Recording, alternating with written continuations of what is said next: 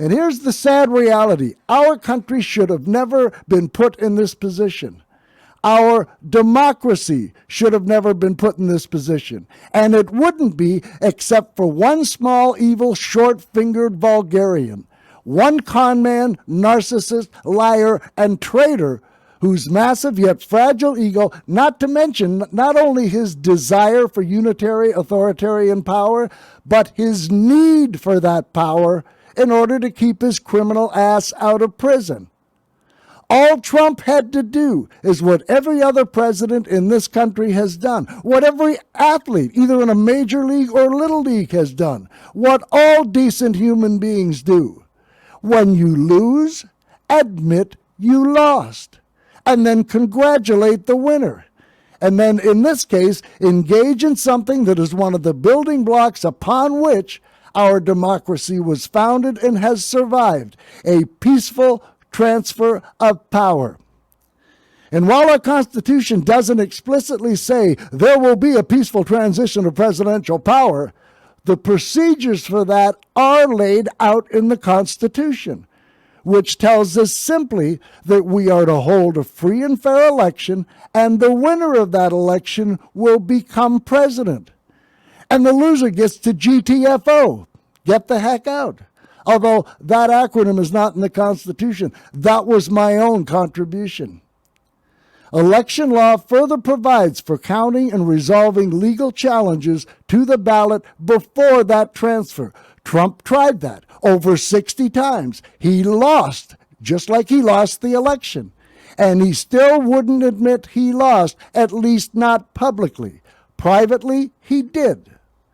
But then again, what else would you expect from a guy who declared our Constitution should be terminated? Terminated. This is what he posted on his anti-social media site back in December of last year. Quote, "A massive fraud of this type and magnitude allows for the termination of all rules, regulations, and articles, even those found in the Constitution." End quote. Which is not just a lie, but a damned lie. And yet people like JD are willing to overlook atrocities like this for transparently and obviously false equivalences like, oh, I don't know, Joe Biden petted a dog in Maui? Donald Trump hates the Constitution and the democracy it defines. In fact, he hates our Constitution because of the democracy it defines. And as I said to JD yesterday, it has been testified to under oath and by more than one witness that Trump admitted to them he had indeed lost. And in all honesty, even if you are able to delude yourself into believing Trump actually believed the election had been stolen/rigged, in the crimes with which he has been charged, it doesn't matter what he thought. But they have that evidence that will debunk that lie if they feel the need to play that card. I don't think they will. But here's the bottom line, and argue with me on this. You are not allowed to commit a crime based on something you believe. And to think otherwise is just stupid. But because of his ego and impending imprisonment, he didn't want people to know he lost. And make no mistake, he knew and knows full well the crimes he committed.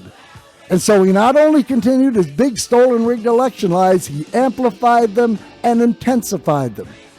As I mentioned at the top of the show, which wasn't that long ago with me being late, he tried to replace the then acting attorney general with a guy who had pledged to send an official letter to the controversial swing states stating dishonestly that there was much evidence that massive voter fraud had occurred when it hadn't, and that they shouldn't certify the election for Trump. And even Mike Pence tried. He tried pressuring Mike Pence to go along with his scheme. Pence consulted several people to see if there was a way he could do what Trump was asking. Everyone told him no.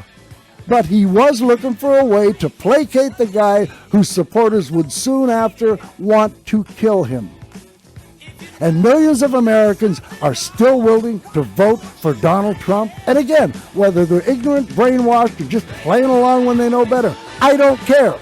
These people are an existential danger to this democratic republic, and we real-world dwelling true patriots would do well to never forget that. But back to the shameful hand raise. I was really, really disappointed when Nikki Haley raised her hand, because to me, it nullified what I still think was the strongest and most reasonable performance of the entire debate.